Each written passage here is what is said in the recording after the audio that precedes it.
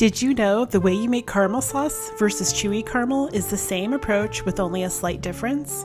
Hello friends, this is Heather the Fed Up Foodie, and this rich and luxurious caramel sauce recipe can also be made into spreadable caramel or firm and chewy caramel candies with this tried and true approach.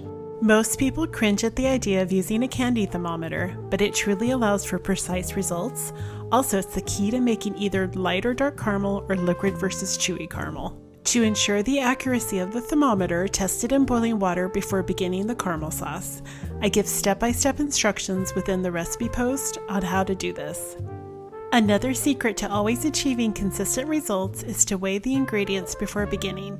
Just make sure that your kitchen scale is reading in grams and that you place the container on the scale and then you zero it out before weighing any ingredients.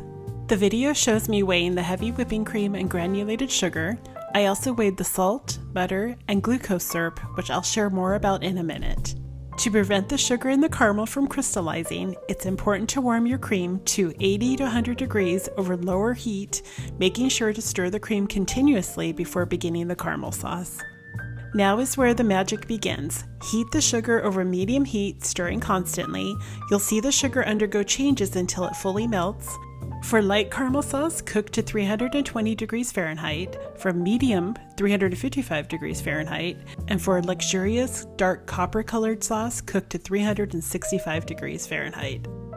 Once you reach your desired temperature, slowly whisk in the heated cream. It's important to exercise caution at this point by pouring the cream in slowly, because once it hits the melted sugar, it will boil up rapidly. Okay, let's circle back to glucose syrup or light corn syrup. The addition of either one of these syrups is optional, however they play a crucial role in preventing sugar crystallization during the caramelization process. In other words, you will achieve a smoother and more stable caramel sauce. Once the glucose syrup, butter, and salt are added, continue cooking over medium heat. If you're looking for a fluid sauce, cook to 220 degrees Fahrenheit. For a spreadable caramel that is great for brownies, cake, or apple dip, cook to 230 degrees Fahrenheit. Or for caramel candies, or if making caramel apples, cook to 245 degrees Fahrenheit.